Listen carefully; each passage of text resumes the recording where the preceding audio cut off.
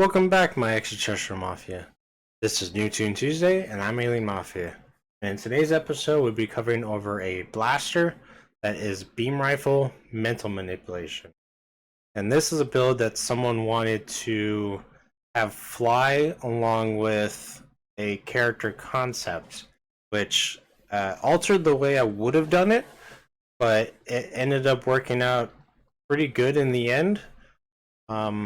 And we'll get right into it. So first off, beam rifle. I am fairly familiar with the set. I have not gone in depth with it, but I do know it enough to really give a good opinion behind it. So first off, we went single shot, charge shot. We skipped cutting beam. I'll come back to that. Disintegrate, aim, lancer shot, penetrating ray, piercing beam, and overcharge. This is going to be like a four to five power rotation when you're attacking an AV or something. Is that you're going to have a disintegrate,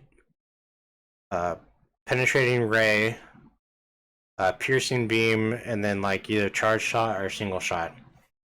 So those are the important powers. Piercing beam has a resist debuff. This is a sniper, but the sniper is going to shoot very fast. So being a fast cast time and a high damage, it's super good DPS and super good. Disintegrate, of course, we need the minus regen and the extra damage from it. And then charge shot for, just a filler shot. You might need to throw in another one, just depending on what type of debuffs you're getting hit by, but you'll be good with it.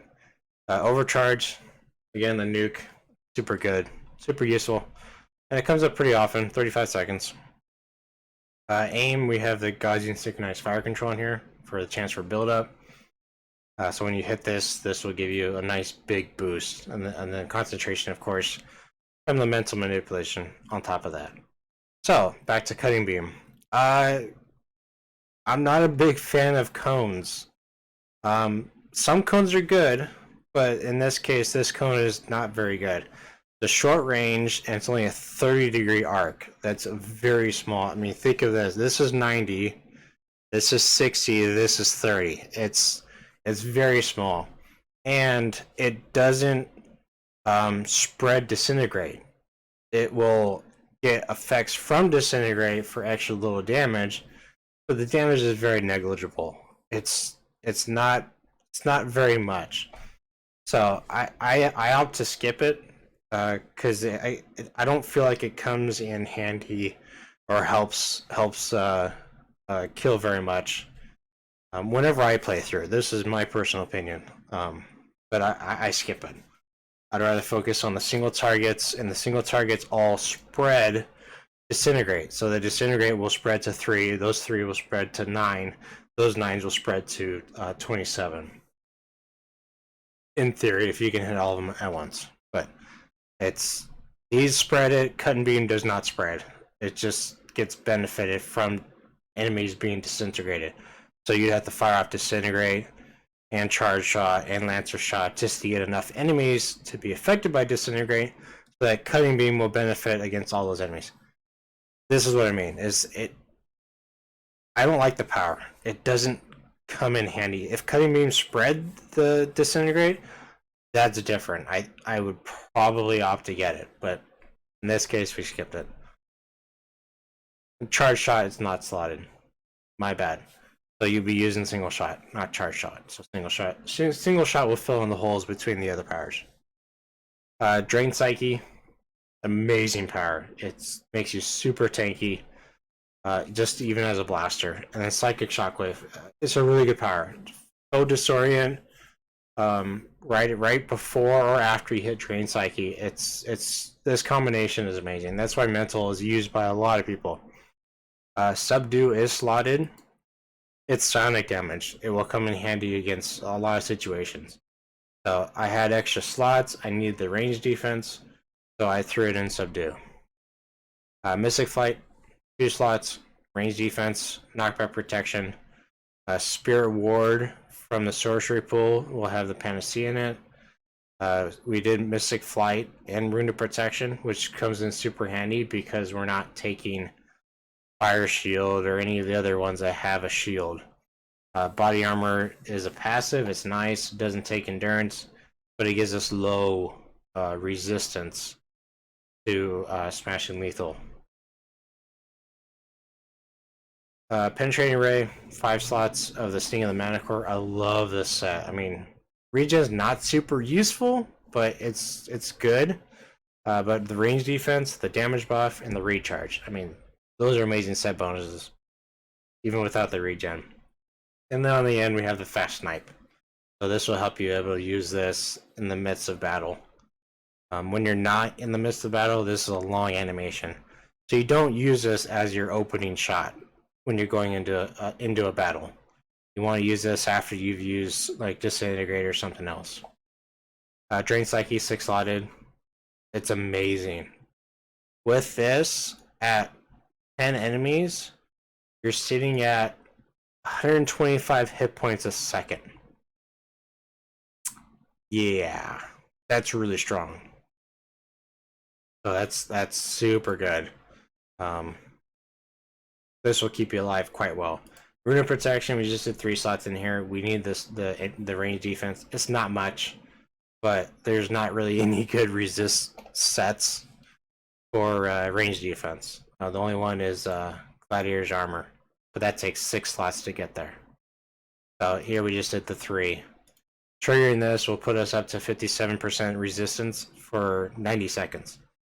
This will come in super handy. You can fire this off like every other mob, or no, you need quite a few mobs. But for 90 seconds, this will last you a while. Tough, here it is, 6 slotted Gladiator's Armor. Tough gives you the most resistance out of your 3 powers or out of the 2 powers that'll be up constantly. So we did the 6 slots here versus it being over here in Body Armor. Weave, we have the Kismet, 6% to hit. To hit is super good because it doesn't get debuffed as easily as accuracy does. Accuracy is good, but it'll be gone once you get debuffed.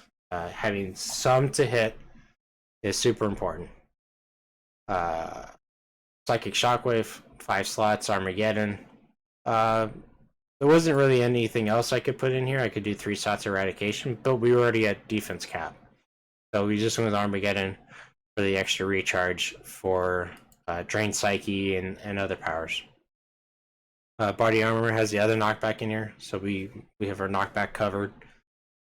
And then 3, of course, of Reactive Armor for range defense. Surveillance, super good. 14% resistance to the enemy. 14% debuff to their resistance. Along with the chance for 20%. So this is a 34% resist debuff to the enemy. That's amazing. And you're really only going to use this against big time enemies or occasional bosses. So it's good, and it's permanent. We got this down pretty far. LRM Rocket.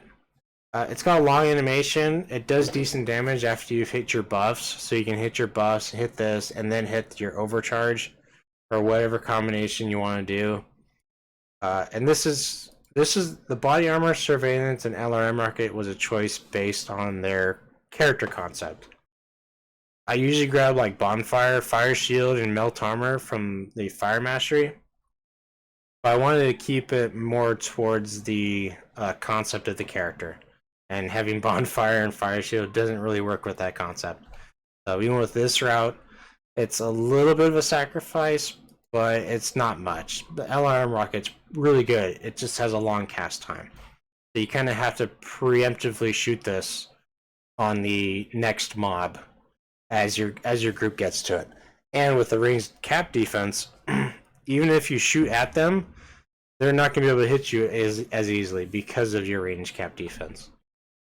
And because you're flying, they're not going to be able to get to you unless it's, a flying enemy group. Oh well. Yeah, that's where the resistance comes in. This is your backup in case they can fly. And then Incarnate Alpha slot with a Spiritual Core. In this case, we didn't need the defense from Agility. We went with the Spiritual Core for the extra recharge and the extra healing. Because Drain Psyche already being super strong, buffed by something that gives it even more. It's amazing. So that's the route we took. And that's it. So thanks everyone for watching. If you like this, please leave a like. If you have an opinion on whether there's fixes that I should do, I do read them. I do listen to them. If you've learned something from them, let me know. I want to know what people are learning from this. And if you'd like me to do a build of yours, or you would like me to make a build to compare to one that you've made, there's a link in the description for a Google spreadsheet. Enter your information there, and I'll get around to building it one day. There is a list on there, but it's not too long. So I make these Monday nights around 6 to 7 p.m. Pacific Standard Time. My schedule is unpredictable and very busy, but I do try and stick to having Monday nights available so I can build this live. And that's it. So thanks everyone for watching, and have a good one.